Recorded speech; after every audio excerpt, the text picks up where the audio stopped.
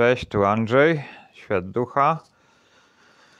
Druga część filmu Łącza energetyczne kobiet i mężczyzn.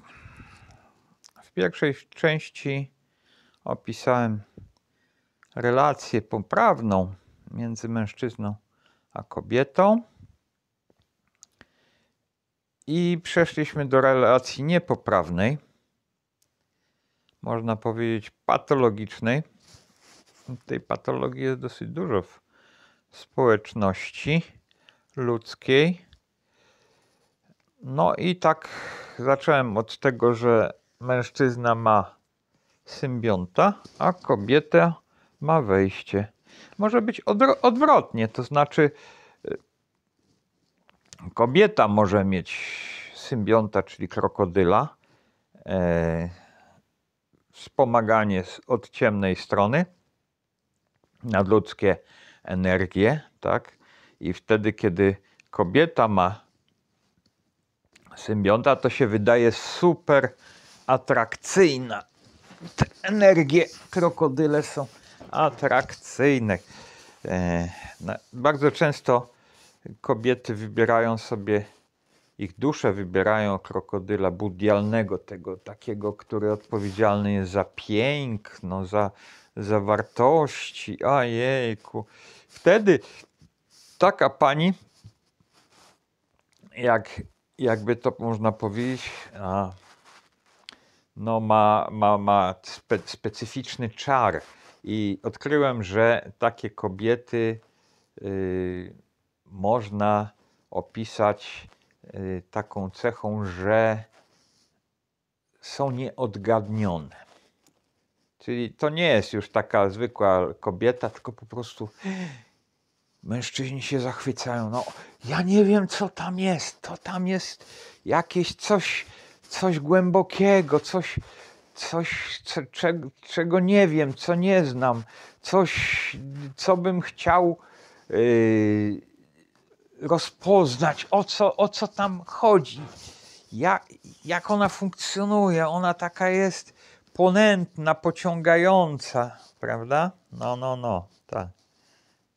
Ponętna, pociągająca. Jak się okazuje później, to ma po prostu krokodyla i nęci, i później krokodyl żre. A mniam robi, tak? No dobra. Tutaj jeszcze jest na ostatniej linii jest dziecko, tak? Po pierwsze jest dziecko niesymetrycznie, czyli po stronie kobiety. Dlaczego?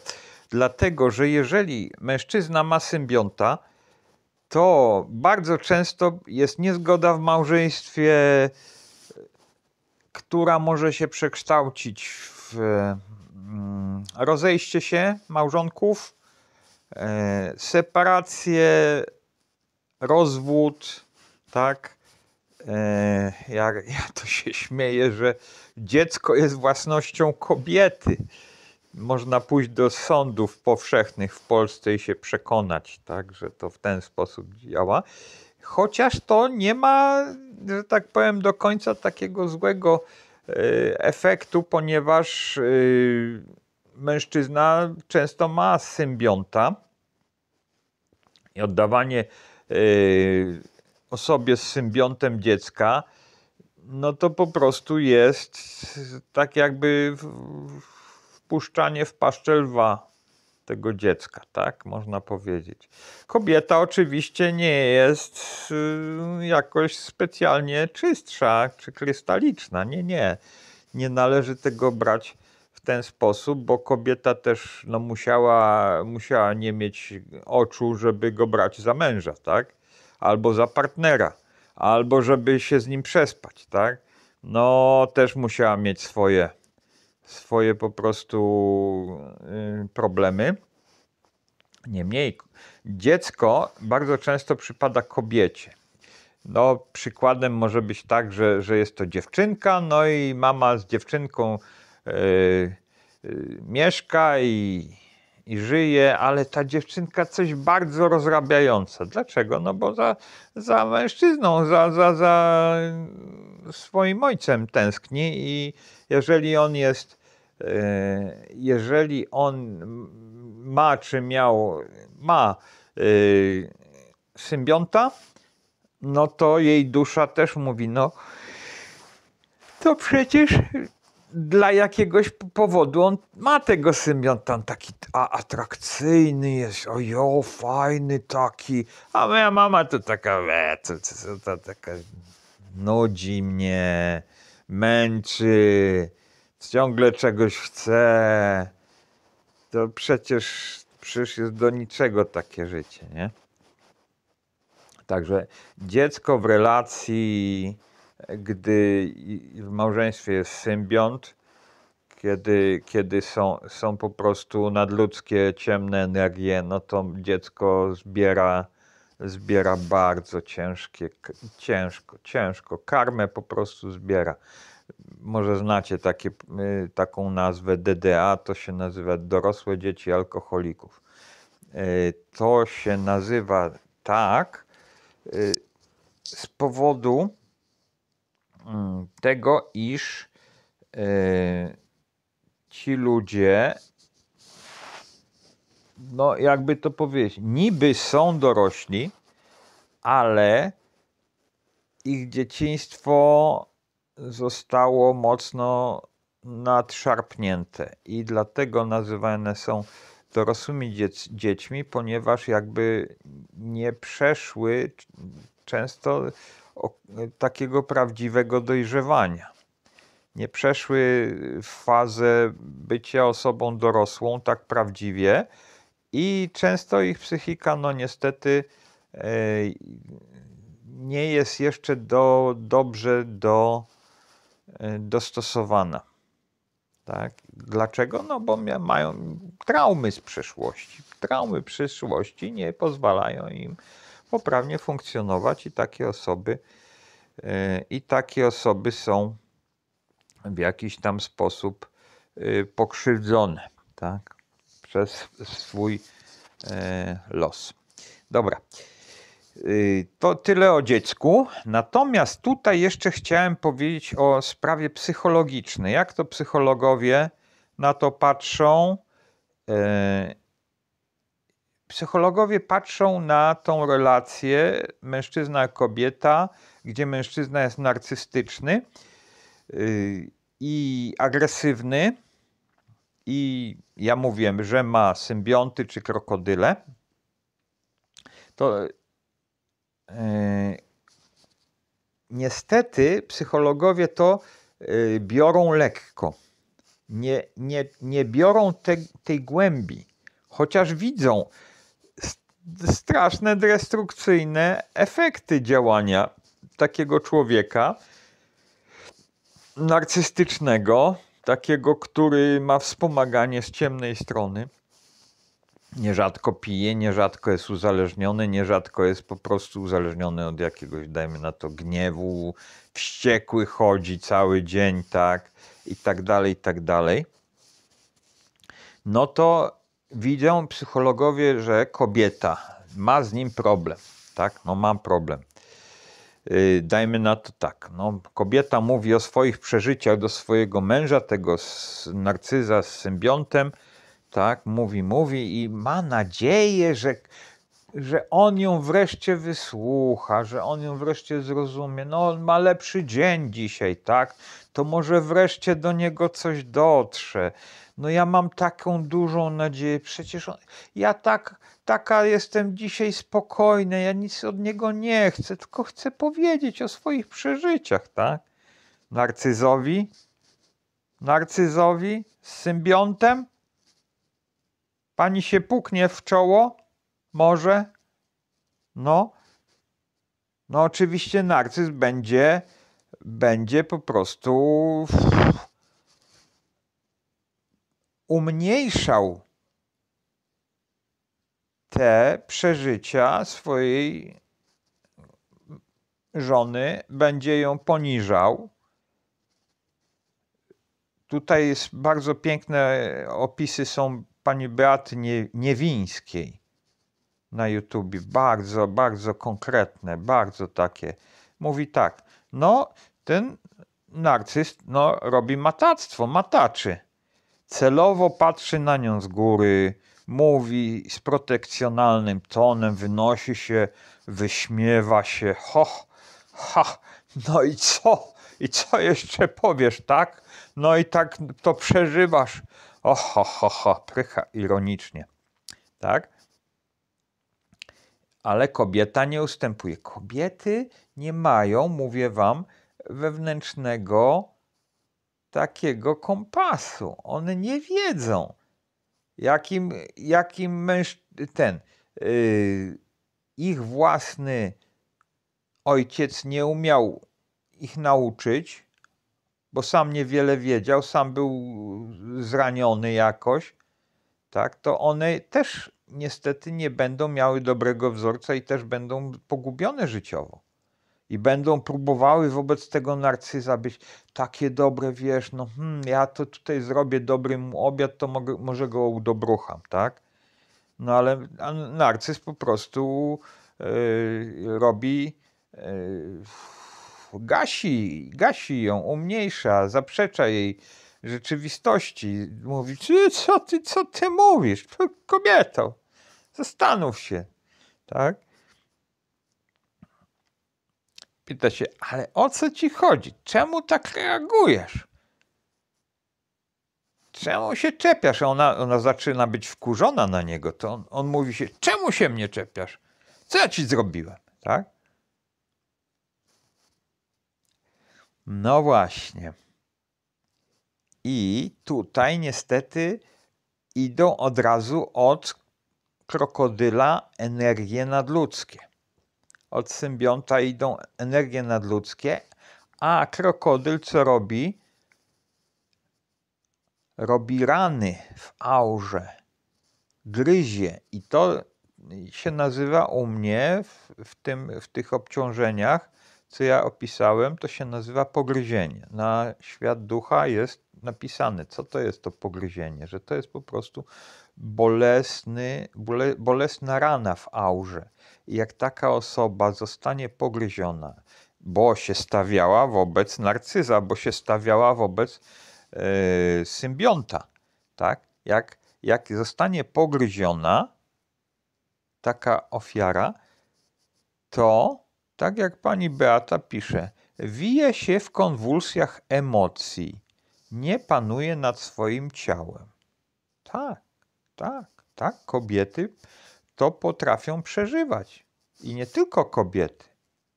Wszyscy ludzie, którzy aktywnie będą się sprzeciwiać, atakować symbionta, atakować nosiciela krokodyli, będą próbowali mu coś udowodnić, to tam od razu uruchomi się symbiont i on będzie odpowiedzialny za obronę tego człowieka. To nie osobowość tego człowieka się będzie bronić.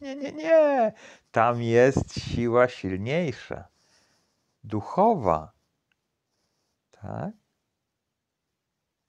To jest to, co w Efezjan w 6 rozdziale Paweł pisze, że to nie przeciwko ciału i krwi walczymy, ale przeciwko mocom i siłom i ciemności w okręgach niebieskich, w okręgach powietrznych. Tutaj, w obszarze niewcielonym są te siły.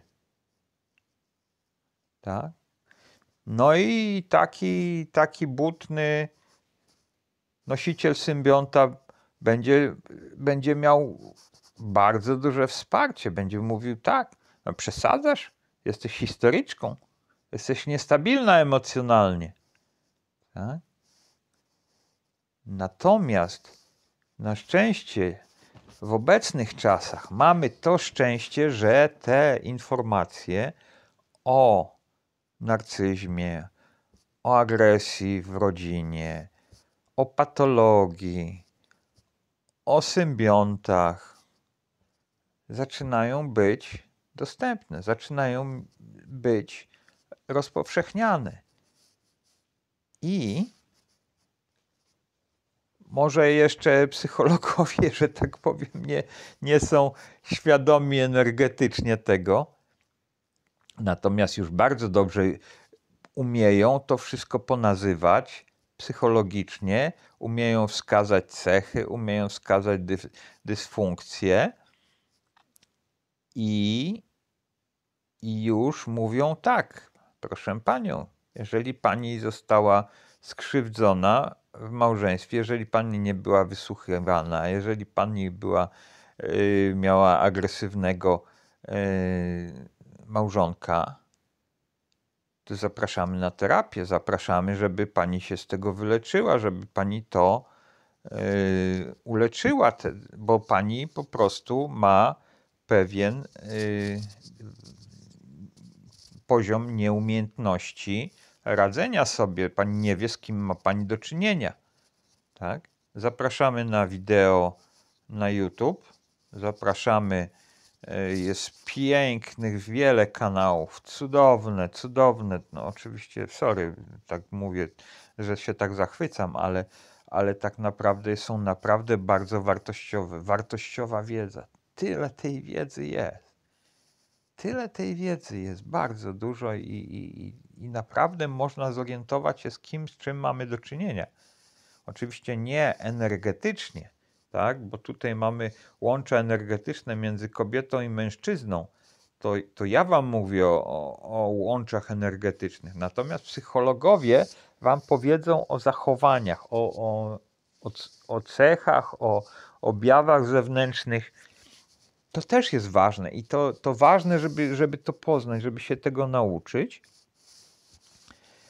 żeby zauważyć, gdzie my żyjemy. Bo ten świat jest przesączony niestety, ale energiami ciemnych istot duchowych, które tutaj przyszły sobie na żer. I te symbionty to właśnie są żerujące ciemne siły. Zauważcie, że zamiast tego poprawnego wzorca, poprawnej relacji, w której kobieta i mężczyzna wzmacniają się i jak się tak wzmocnią, no to mogę już powiedzieć, że zajdzie po prostu łączenie tantryczne, łączenie energetyczne między kobiecością a męskością. To się samo dzieje. Tam są szkoły tantry, coś tam, tantra seksualna, tak, jej, super, nie, idziemy na zajęcia tantry seksualnej. Powiem wam tak, generalnie nie trzeba na to chodzić, to się samo dzieje. Wystarczy być nieobciążonym, wystarczy nie mieć kaszanki w związku takiej. Wystarczy, żeby obie strony były zdrowe emocjonalnie, nieobciążone, nie miały osobowości zaburzonej, żeby się kochały i to wystarcza. To wystarcza, żeby te dwie strony po prostu leciały z koksem i dzieją się energetycznie, jak to mówią, cuda, tak?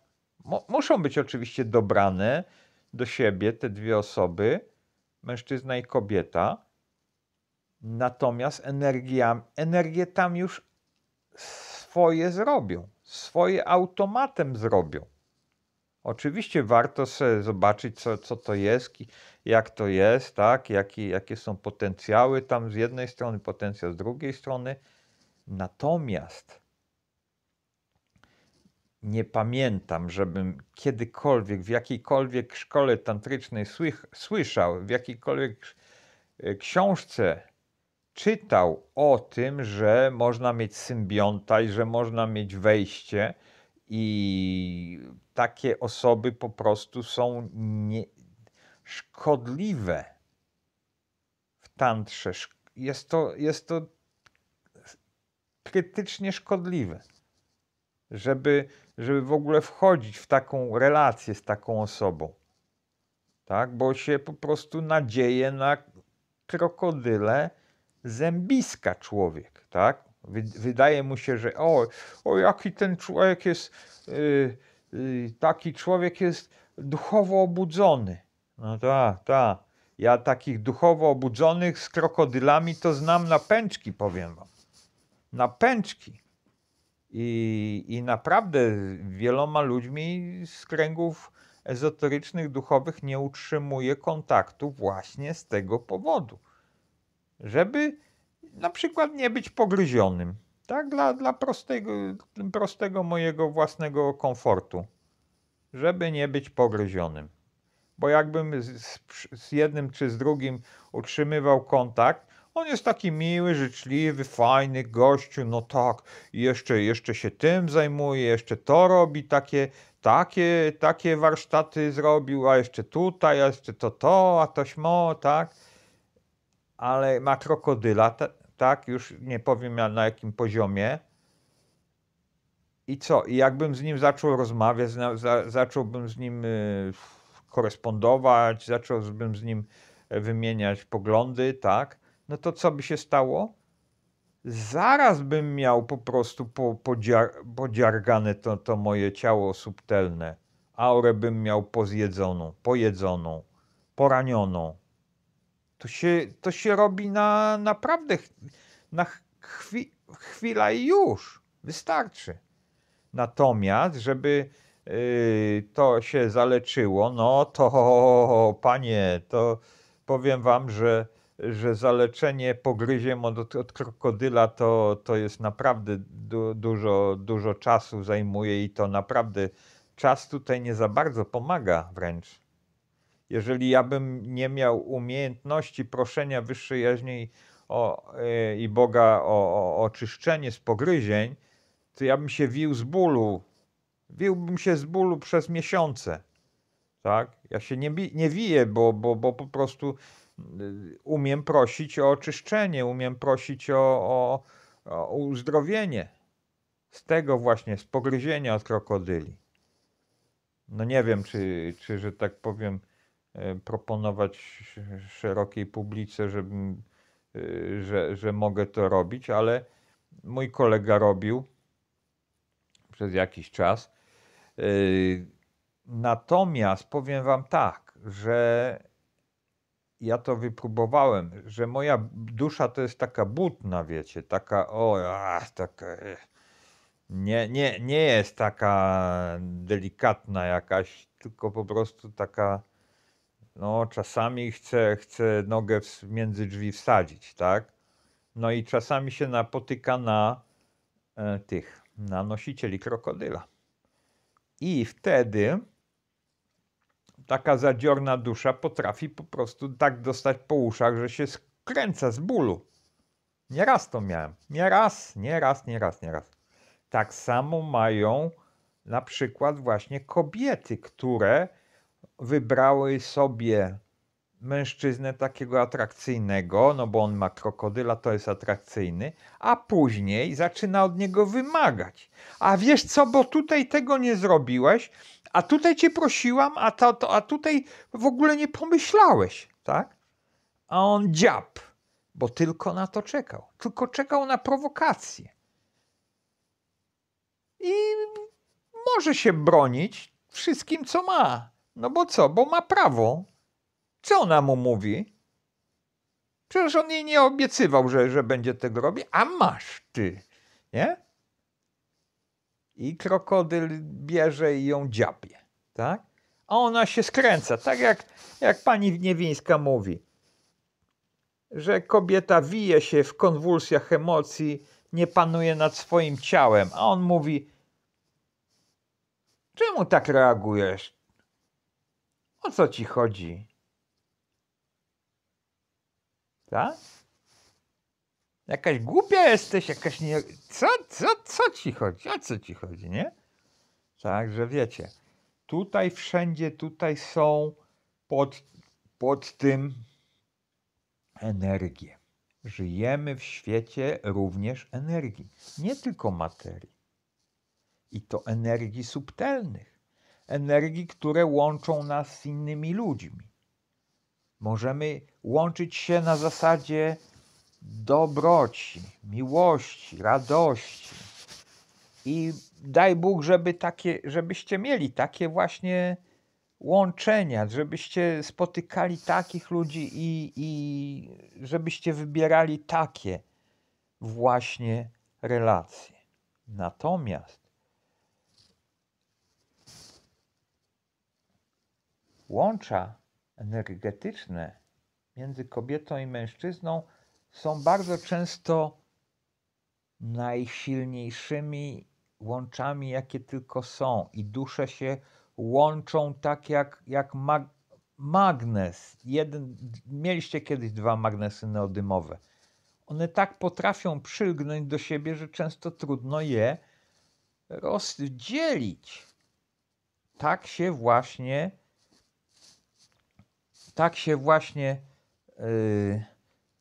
właśnie te magnesy ze sobą łączą. Jest taka nawet książka Ross Rosenberg, Human Magnets, tak, które wręcz mówi, że czyli ludzkie magnesy, tak, ta książka się nazywa Human Magnets.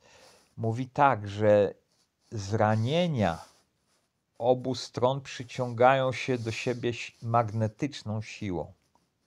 Tak? Jeżeli nie jesteśmy uzdrowieni, to będziemy przeciągani do drugiej nieuzdrowionej osoby. I nasze dusze będą gnęły i szły jak w dym, mówiąc do osobowości: ja tego chcę właśnie, tego, daj mi tego. Tak? Osobowość będzie widzieć, że coś tutaj nie klapuje. Także po to nagrywam, po to są te filmy, żebyśmy się z tego leczyli, żebyśmy mieli dobre życie, dobre losy i tego wam życzę. To jest koniec, już będę robić. Tak. To już będzie koniec i w takim razie życzę dobrego losu ze świadomością, bo świadomość może bardzo dużo zmieniać.